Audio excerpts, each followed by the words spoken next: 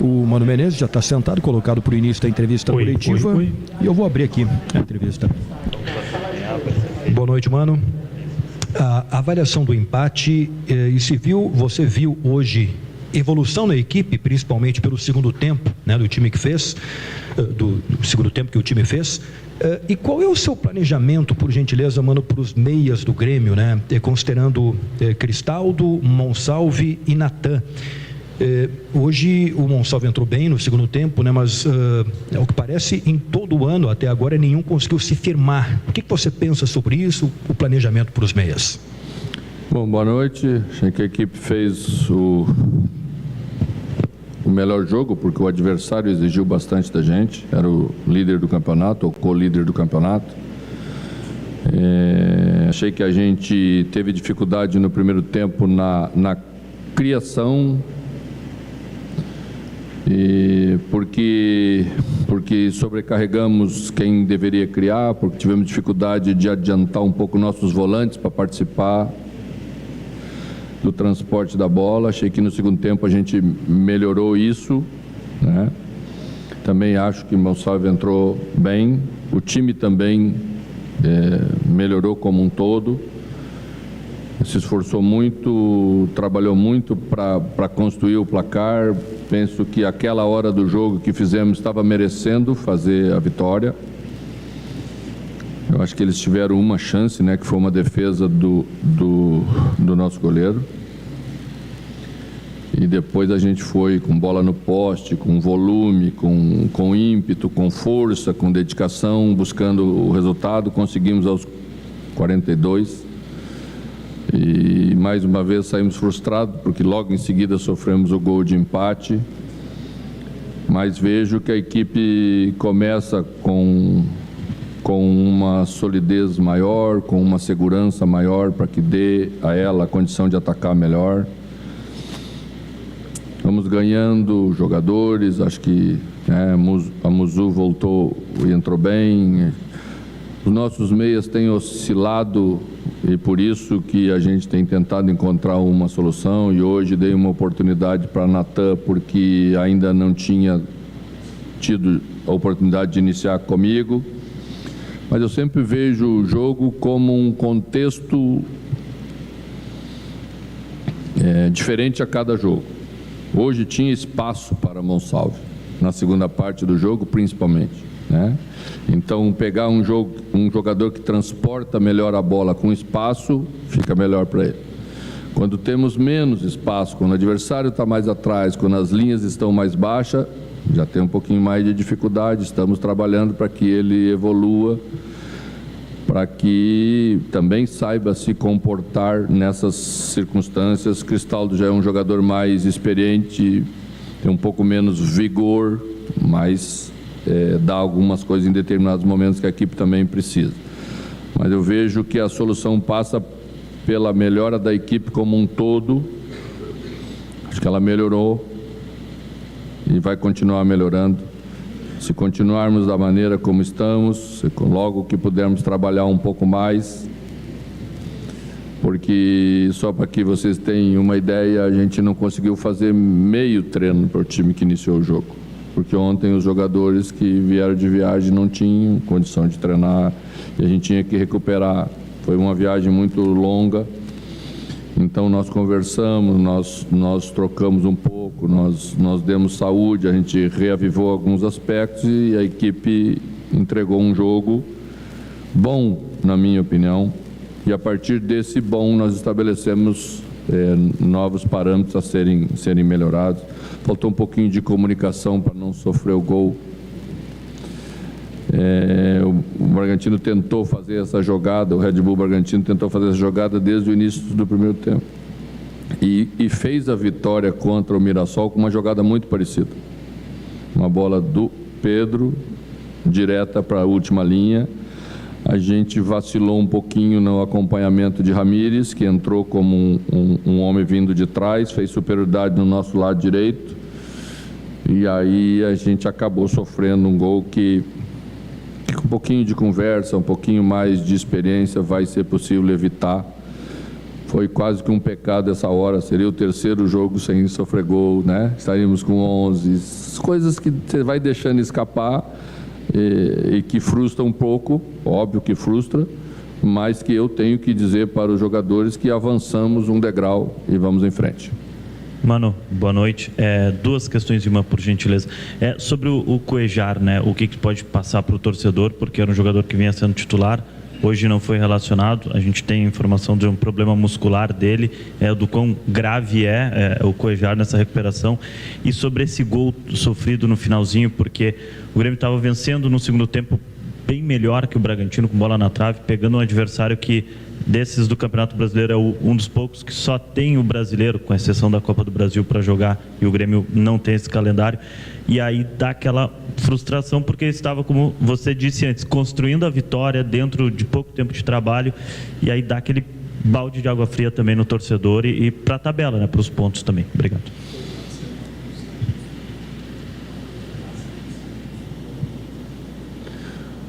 Questão do Cuéllar, o clube oficializou aí no site, tá? fez o exame, tem um pequeno grau sóleo, se eu não me engano, um músculo aí meio chato, e que vai, dependendo de cada um, levar aí 2, 3 semanas, provavelmente, para a gente tê-lo de volta. É aquela história que eu falei um pouquinho atrás, né? Essas coisas, elas vêm com uma frequência porque temos que fazer um condicionamento para ele, levando em consideração tudo isso que aconteceu nos últimos anos e que cobra um preço caro, né? Então vamos trabalhar, ele está trabalhando para isso. Acho que talvez teremos Edenilson, ainda não na terça, mas no domingo, no sábado. Talvez Vila Santos, pouquinho aí, talvez, ou se não na terça ou no sábado também. Vamos ir vendo, eu acho que entrou bem Camilo, acho que Dodge está fazendo muito bem a função. Ronald, que é um menino que também entrou quando a gente precisou, deu força, deu pressão sobre a bola numa hora que nós precisávamos para recuperar ela mais na frente. Eu acho que é isso, vamos trabalhando para que as coisas melhorem a cada jogo um pouquinho. Mano, aqui, na primeira resposta tu falou sobre uma evolução que tu viu na partida de hoje, né? Uma melhora no time nesse aspecto, tu mencionou. Dentro disso, talvez essa tua análise não esteja alinhada com o torcedor. Torcedor hoje, somente 15 mil estiveram presentes na arena. Depois do apito final, muitas vaias também, né? Algumas vaias, depois aplausos.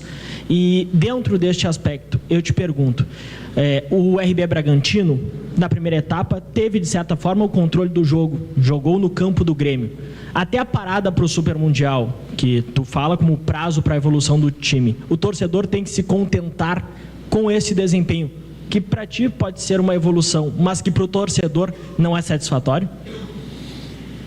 Olha, é importante a gente pontuar as coisas para não colocar tudo no mesmo saco, né?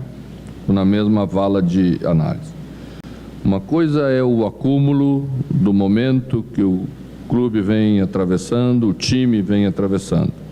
Então, na medida em que algumas coisas se repetem, é lógico que o torcedor não vai ficar feliz. Nós não ficamos, imagina como o torcedor, que é paixão pura, vai ficar, né? Isso é justo, o futebol é assim, o pacote é assim. A outra coisa é a análise dos jogos que estamos aí dirigindo a equipe.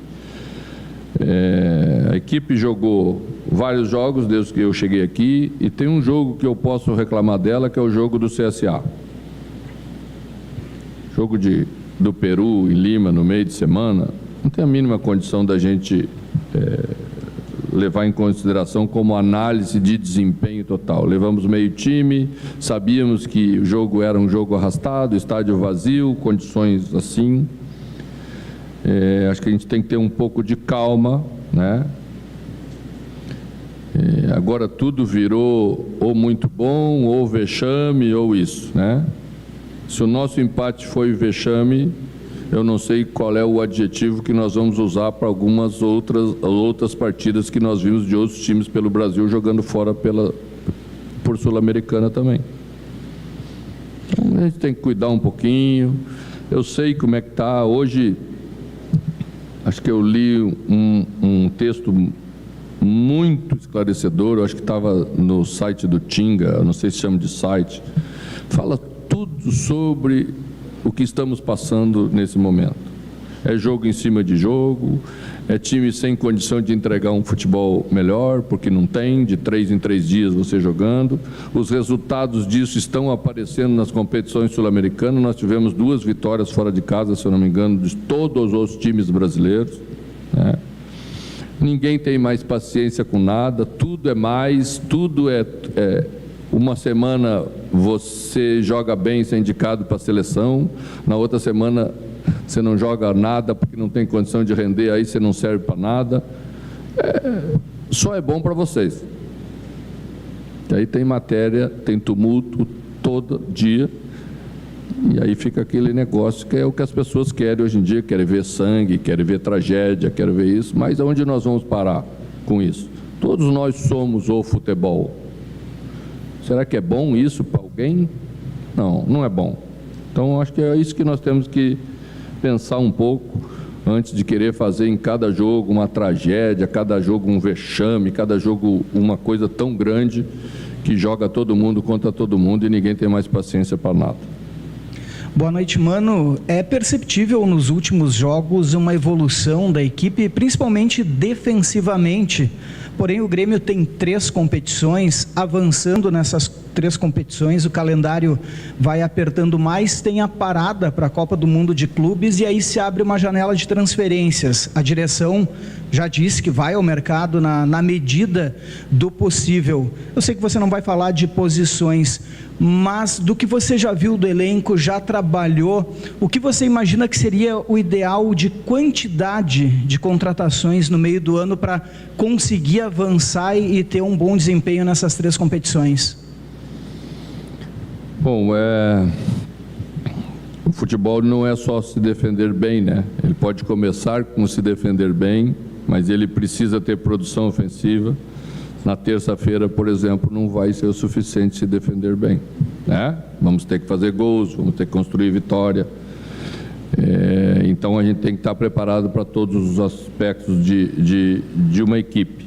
Todos os fundamentos do jogo estão sendo analisados para tentar se chegar corretamente no lugar que queremos, pontualmente no lugar que queremos.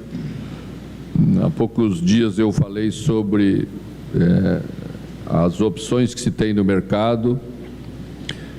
As opções são muito parecidas, a gente tem que direcionar bem, a gente tem que buscar característica. Você não vai trazer uma grande contratação porque você sabe que é inviável financeiramente, falando daquelas, né? Então temos que trabalhar de outra maneira, encontrar os jogadores que contemplam aquilo que nós precisamos completar no nosso elenco, tá? Então é isso que a gente vai fazer. Eu sei que o torcedor está ansioso pelo momento que está atravessando, mas a gente está trabalhando paralelamente aquilo que a gente faz em termos de treinamento, em termos de condição da equipe, para chegarmos aonde precisamos chegar e que seja viável fazer nesse momento, na primeira janela, a janela de 10 dias que teremos aí primeiro antes de todos. Mano, aqui. 3 dos resultados frustrantes no teu comando ocorreram com gols no final da partida, né? Godoy Cruz, o CSA e agora o Bragantino. Até que ponto isso é uma questão física ou um problema coletivo do time de não conseguir manter a bola? Os volantes do Grêmio pouco tocam na bola, eles pouco retêm a bola, né? O Grêmio não consegue trocar passes, fazer triangulações no seu meio de campo. Tu vê isso como um problema e eu queria essa tua avaliação desses gols no final, né? O Grêmio fica nesse jogo, bate e volta, bate e volta, bate e volta. Parece que não tem ninguém para calmar o jogo, respirar e trocar passes no meio de campo. Olha, hoje especificamente, vou discordar um pouco da tua tese sobre o gol sofrido, porque foi 1 minuto de diferença do gol marcado para o gol sofrido. Então não foi possível ver isso, que não trocamos a bola, que não retemos a bola. 1 minuto, né? Então penso eu, que hoje era uma questão mais de comunicação mesmo, talvez não ter deixado o jogo reiniciar tão rápido. Uma vez eu escutei a história de um grande jogador amigo meu, que jogava num time extremamente vencedor e que muitas vezes o time tomava um gol logo depois que fazia. E era um timaço, e era só jogadores experientes. Então fizeram uma reunião e decidiram que depois de cada gol feito caía alguém para entrar a maca e tirar o jogador, para que se conversasse alguns instantes sobre essas pequenas coisas que às vezes você pode consertar. E era um timaço, tá? Então isso faz parte da formação de uma equipe, da maturidade de uma equipe, tá? Eu achei que os gols foram 3, mas 3 por motivos diferentes, e também tivemos comportamento diferente de equipe. Quando tomamos estávamos com 3 zagueiros contra o Godoy Cruz, que foi o primeiro. Então, como o time deles jogava a bola na área só, a gente achou que era aquilo que devia fazer, tomamos. Pois tomamos em CSA. E me parece que era completamente diferente. Não estávamos nem sofrendo pressão, né? Então não foi necessário colocar um defensor, não coloquei, mantive a estrutura da equipe. E hoje também, né? Então não é, não, o time foi para trás. Não foi. A bola que foi metida na nossa área foi do zagueiro deles, Pedro, lá na linha ofensiva. Então, é isso mesmo, é duro, a gente sofre muito com isso, porque estava na mão e valia muito, né? E agora tem que passar, trabalhar de novo, algumas coisas voltam, alguns questionamentos voltam, mas é isso mesmo. Vamos passar por isso e vamos melhorando para que não aconteça mais. Mano, a gente viu um determinado tempo na parte final da partida, quando entrou o Arezzo, o Monsalve foi deslocado para a direita, o Bright White fazendo uma espécie de segundo atacante, um camisa 10, e o Arezzo mais à frente como um camisa 9. Como é que vem sendo trabalhado essa situação de Arezzo e Bright White jogarem juntos, né? Você falou sobre oportunidades para os meias, né? O Cristaldo, o Monsalve, agora o Natan. É uma possibilidade de a gente ver nas próximas partidas Bright White e Arezzo juntos, começando entre os 11 iniciais, visto que o Grêmio deu uma melhorada, principalmente com a entrada do Arezzo na partida? O adversário fez algo parecido, né? Colocou 2 homens mais centrais, também um caindo um pouquinho pela esquerda, porque já fez isso no Juventude, já fez isso no Cuiabá, então um jogador que está acostumado um pouco também já mais a fazer. Para colocar 2 atacantes, como colocamos, ou se traz o meia um pouquinho para a beirada e faz 4-4-2, para exatamente pesar mais a área do adversário, ou você escolhe um dos 2 e traz um pouquinho por lado quando o teu meia estiver central para que ele faça, né, a jogada mais pelo lado. Foi o que a gente fez. Mas a gente fez tudo isso só conversando, nenhum treinamento. Então veja como é difícil esse momento que a gente está passando. Os jogadores têm se dedicado muito. Arezzo voltou agora, né? Entrou no jogo passado, hoje entrou novamente. É a primeira vez que eu vejo os 2 comigo jogando juntos, né? Achei que o momento do jogo propiciava a gente fazer isso, porque nós tínhamos volume para levar para a última linha um perigo maior.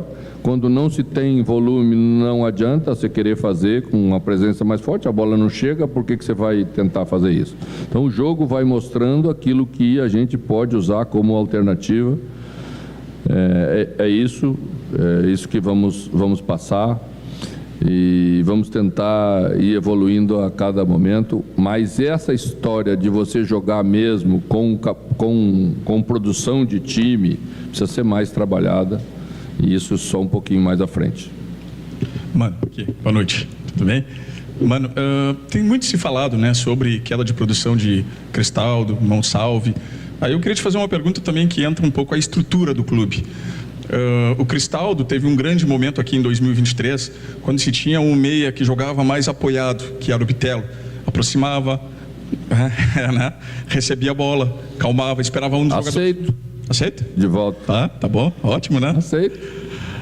Se tinha essa estrutura de time também com um meia apoiado, né? Não faltou também um relatório, vamos dizer assim, da análise de desempenho, para te passar esses dados do Cristaldo, do Monsalve também ano passado, que fez bons jogos quando tinha alguém aproximando dele. Não está faltando um pouquinho de compactação para esses meias jogarem apoiados e chegarem à frente? E até um outro dado, né, mano? Quando se tinha o Bitelo, o Vila Sante também fez muitos gols, chegando de trás, porque tinha essa jogada trabalhada entre os meias de construção e também de infiltração na área, né? Obrigado. E também tinha um jogador fraco que jogava na frente deles, né? Sim. Soares. É a famosa qualidade. Os treinadores podem ter ótimas ideias, podem ter ótimas estratégias, mas no final, no frigir dos ovos, a bola cai no pé de alguém e esse alguém tem que ter a capacidade para executar bem, né? Como diz Guardiola, o famoso tempo e espaço continua sendo fundamental. Você pode traçar o que você quiser, mas esse entendimento de quando fazer, em que tempo fazer, pertence aos jogadores, tá? O que a gente tentou fazer para a equipe com a entrada de Alisson? Tentar ter um jogador que trouxesse, por ser canhoto, uma proximidade maior, porque na esquerda aqui, que é um jogador de profundidade, quase que exclusivamente de profundidade, tá? Mas vai oscilar, né? É menino, nós temos que ter calma. Entrou bem nos jogos, os que iniciou já teve um pouco mais de dificuldade, teve horas que ficou muito aberto, então vamos trabalhar. Isso é um caminho que eu acho que esses jogadores com muita capacidade, muito talento, vão chegar lá, onde Bitelo chegou, passando por esse mesmo processo, né? Eu joguei contra o Grêmio, era Carbajo, Vila Sante, Bitelo, Cristaldo e Vina, e à frente Soares. E era difícil marcar mesmo. Jogadores inteligentes, jogadores que faziam bem, retio, dava o tempo de chegada dos laterais, né? Isso tudo é um processo. Semana passada estava conversando com o João Pedro sobre esse assunto, né? A gente vai conversando, vai tentando encontrar respostas, por que isso, por que aquilo, e diz, professor, a gente tinha um time que rendia muito, e isso para os laterais é muito valioso, claro que é valioso, porque a jogada dá o tempo do lateral chegar, e dá confiança para o lateral apoiar. Porque quando o lateral começa a perder essa confiança, porque a bola vai e volta com muita velocidade, ele não vai mais. Porque ele sabe que vai tomar a bola nas costas e vai ser cobrado por essa parte defensiva. Então o processo é esse mesmo de construção. Acho que nós vamos passar por isso. Achei que a resposta de hoje foi uma resposta boa na segunda parte, para solucionar os problemas desse jogo, que era um jogo extremamente difícil. Acho que a equipe se impôs, conseguiu se impor, e eu acho que essas coisas vão melhorando. Mas eu sou o primeiro a pensar, porque a vida inteira preferi fazer isso, sempre que tive a oportunidade de jogar com um dos extremos, sendo um meia, sempre o fiz. Exatamente por esse enlace que eu acho que as equipes têm que ter, tá? Mas esse jogador tem que ter essa característica para fazer. Tem que ser quase um terceiro. Na escala de 1 a 4 tem que ser um terceiro. Não é fácil de achar esse jogador. Eu diria que para a formação de um meio campo, talvez seja o jogador mais raro que a gente tem que encontrar. Mano, aqui, boa noite. Você falou nas outras coletivas sobre confiança. E hoje a equipe, no segundo tempo, propriamente dito, teve jogadores construindo mais, participando, colocando a individualidade em choque. O gol também saiu de uma individualidade do Francis.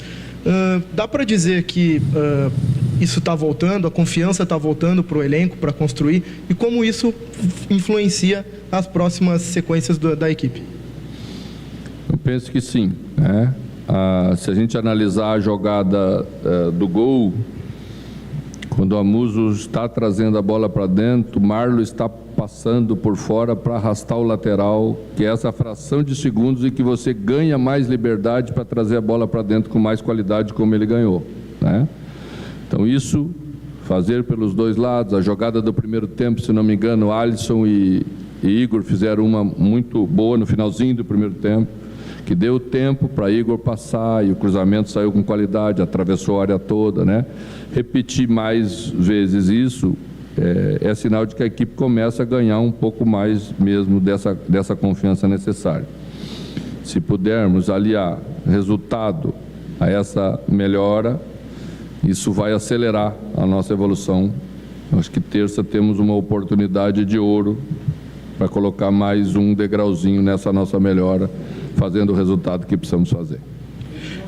Mano, falando dessa questão de evolução, do processo de evolução, você falou que esse gol, às vezes, que o Grêmio tomou, faz voltar alguns assuntos que, se a vitória tivesse acontecido por 1-0, não viriam à tona nesse momento. Quantos passinhos atrás esse empate, esse gol, né, de empate do Bragantino, dá nesse processo de evolução do Grêmio? Eu nem diria que daremos passo atrás, não demos um à frente, né? Ficamos estagnados aí. A gente pode considerar alguns aspectos bem positivos, do jogo, mas o resultado sempre a parte, é a cereja do bolo nessa hora, quando você precisa passar para frente. Então, precisamos deles para agregar isso. Vamos continuar trabalhando para que ele logo apareça de volta. Obrigado, Mano. Obrigado, pessoal. Boa noite a todos. Reapresentação.